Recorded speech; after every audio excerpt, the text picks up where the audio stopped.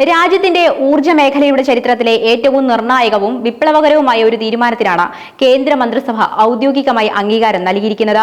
ഇറക്കുമതിയെ മാത്രം ആശ്രയിച്ചിരുന്ന ഇന്ത്യയുടെ ഊർജ്ജ ഭാവിയിൽ നിർണായകമായേക്കാവുന്ന സമുദ്രമന്ഥൻ പദ്ധതിക്കാണ് കേന്ദ്ര സർക്കാർ പച്ചക്കൊടി കാട്ടിയിരിക്കുന്നത്.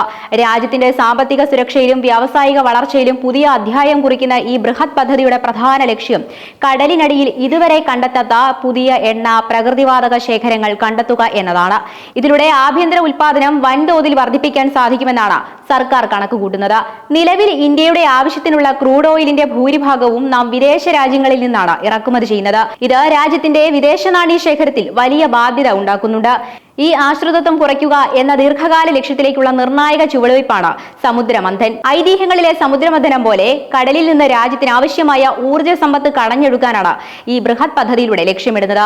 പദ്ധതി പൂർത്തിയാക്കുന്നതോടെ ഊർജ്ജ രംഗത്ത് ഇന്ത്യ കൂടുതൽ സ്വയം പര്യാപ്തത കൈവരിക്കുമെന്നാണ് വിദഗ്ധർ വിലയിരുത്തുന്നത്. രാജ്യത്തിന്റെ സാമ്പത്തിക വളർച്ചയ്ക്കും ഊർജ്ജ സുരക്ഷയ്ക്കും ഒരുപോലെ കരുത്തു പകരുന്നതാണ് സമുദ്രമന്ഥൻ പദ്ധതി.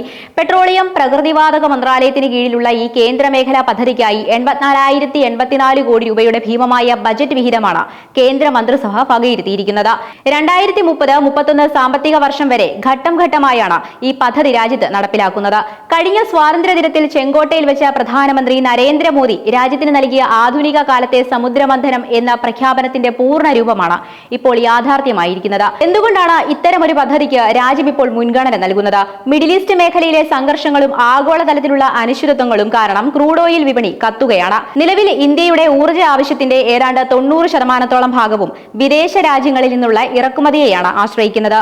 ഈ ദുർബല അവസ്ഥ മാറ്റിയെടുത്ത് രാജ്യത്തെ സ്വയം പര്യാപ്തമാക്കുക എന്നതാണ് സമുദ്രമന്ഥന്റെ പ്രധാന ലക്ഷ്യം. ഈ പദ്ധതിയിലൂടെ കടലിൽ നടപ്പിലാക്കാൻ ഉദ്ദേശിക്കുന്ന പ്രധാന കാര്യങ്ങൾ എന്തൊക്കെയാണ്? സമുദ്ര പര്യവേക്ഷണ മൂല്യശൃംഖലയിലുടനീളം സമഗ്രമായ ഇടപെടലുകളാണ് സർക്കാർ ഇതിലൂടെ ലക്ഷ്യമിടുന്നത്. ഒന്നാമതായി, കടലിനടിയിലെ ഹൈഡ്രോ കാർബൺ ശേഖരം കണ്ടെത്താൻ സഹായിക്കുന്ന ഉയർന്ന നിലവാരമുള്ള സീസ്മിക് ഡാറ്റ ശേഖരിക്കുകയും അവ കൃത്യമായി വിശകലനം ചെയ്യുകയും ചെയ്യുക. രണ്ടാമതായി, ആഴക്കടലിലും അതിവേഗ പര്യവേക്ഷണ ഡ്രില്ലിംഗ് പ്രവർത്തനങ്ങൾ നടത്തുക. മൂന്നാമതായി, ഇതുവരെ കാര്യമായ പര്യവേക്ഷണം നടന്നിട്ടില്ലാത്ത ഫ്രോണ്ടിയർ ബേസിനുകളിൽ ശാസ്ത്രീയമായ ഡ്രില്ലിംഗ് വ്യാപിപ്പിക്കുക.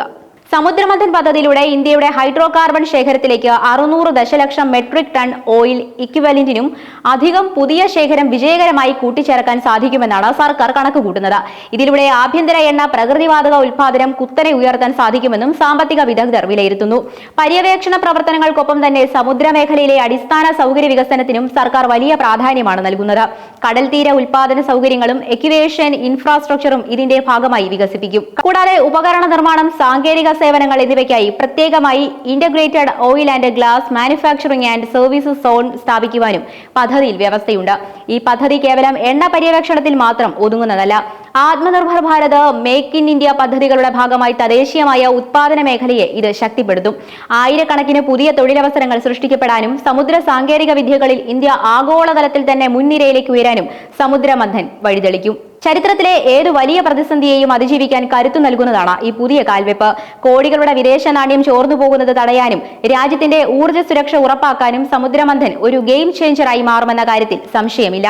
ഇന്ത്യയെ ഒരു വികസിത രാജ്യമാക്കി മാറ്റുക എന്ന വീക്ഷിത് ഭാരത് ലക്ഷ്യത്തിലേക്കുള്ള മറ്റൊരു പൊൻതൂവലാണ് ഈ ദേശീയ സമുദ്ര പര്യവേക്ഷണ പദ്ധതി. ഓഫ് ഷോർ പര്യവേക്ഷണങ്ങൾക്കും ഡ്രില്ലിംഗിനുമായി 43,200 കോടി രൂപ മാറ്റിവെച്ചിരിക്കുന്നു. ഇതിൽ 60 ആഴക്കടൽ പര്യവേക്ഷണ യൂണിറ്റുകൾക്ക് ഒന്നിന് പരമാവധി 675 കോടി രൂപ വരെ, അല്ലെങ്കിൽ യോഗ്യമായ ചെലവിന്റെ 50% വരെ സർക്കാർ ധനസഹായം ലഭിക്കും. സമുദ്ര ഡാറ്റ ശേഖരണത്തിന് 28,534 കോടി രൂപയാണ് വകയിരുത്തിയിരിക്കുന്നത്. ഇതിൽ 2D സീസ്മിക് സർവേകൾക്കായി 12,000 കോടി രൂപയും 3D സർവേകൾക്കായി 12,534 കോടി രൂപയും ആർട്ടിഫിഷ്യൽ ഇന്റലിജൻസ് ടൂളുകൾ ഉൾപ്പെടുത്തി നാഷണൽ ഡാറ്റ റിപ്പോസിറ്ററി പുനഃക്രമീകരിക്കുന്നതിനായി 4,000 കോടി രൂപയും ഉൾപ്പെടുന്നു. കണ്ടെത്തലുകൾ പെട്ടെന്ന് വാണിജ്യപരമായി ഉപയോഗപ്പെടുത്താൻ സഹായിക്കുന്ന കോമൺ ഓഫ് ഷോർ ഇൻഫ്രാസ്ട്രക്ചറിനായി 10,000 കോടി രൂപ നീക്കിവെച്ചിട്ടുണ്ട്. Oil and gas manufacturing and services സോണുകൾക്കായി 2,000 കോടി രൂപയും അനുവദിച്ചിരിക്കുന്നു. എന്തുകൊണ്ടാണ് ഈ പദ്ധതി രാജ്യത്തിന് ഇത്രയധികം നിർണായകമാകുന്നത്? ആഴക്കടലിലെ പര്യവേക്ഷണങ്ങൾക്ക് വലിയ സാമ്പത്തിക റിസ്ക് ഉണ്ട്. ഒരു ആഴക്കടൽ കിണർ നിർമ്മിക്കാൻ തന്നെ കോടികൾ ചിലവ് വരാറുണ്ട്. കൂടാതെ നിലവിലുള്ള രാജ്യത്തെ എണ്ണപ്പാടങ്ങളിൽ വാർഷിക ഉൽപാദനത്തിന് സ്വാഭാവികമായ ഇടിവ് സംഭവിക്കുന്നുണ്ട്. ഈ പ്രതിസന്ധി മറികടക്കാൻ പുതിയ പുതിയ കണ്ടെത്തലുകൾ അത്യാവശ്യമാണ്. ഈ പദ്ധതി വിജയിക്കുന്നതിലൂടെ രാജ്യത്തിന്റെ hydrocarbon resource base 1.6 billion ton oil ഇക്വിവാലന്റിൽ നിന്ന് 2.2 ബില്യൺ ടണ്ണായി ഉയർത്താൻ സാധിക്കും. വാർഷിക ആഭ്യന്തര എണ്ണ പ്രകൃതിവാതക ഉത്പാദനം നിലവിലുള്ള 62 ദശലക്ഷം ടണ്ണിൽ നിന്ന് 80 ദശലക്ഷം ടണ്ണായി ഉയർത്താനാണ് ലക്ഷ്യമിടുന്നത്. ഇതിലൂടെ ക്രൂഡ് ഓയിൽ ഇറക്കുമതിയിലൂടെ നഷ്ടപ്പെടുന്ന കോടിക്കണക്കിന് രൂപയുടെ വിദേശ നാണ്യം ലാഭിക്കാൻ സാധിക്കുമെന്നാണ് വിലയിരുത്തപ്പെടുന്നത്. ഇന്ത്യയുടെ സമുദ്രാതിർത്തിയിൽ ഇതുവരെ തൊടാത്ത മേഖലകളിലേക്ക് ശാസ്ത്രീയമായ പര്യവേക്ഷണം വ്യാപിപ്പിക്കുന്ന സമുദ്രമന്ഥൻ വരും തലമുറയ്ക്കായി സുരക്ഷിതമായ ഒരു ഊർജ്ജ അടിത്തറയാണ് പടുത്തുയർത്തുന്നത്.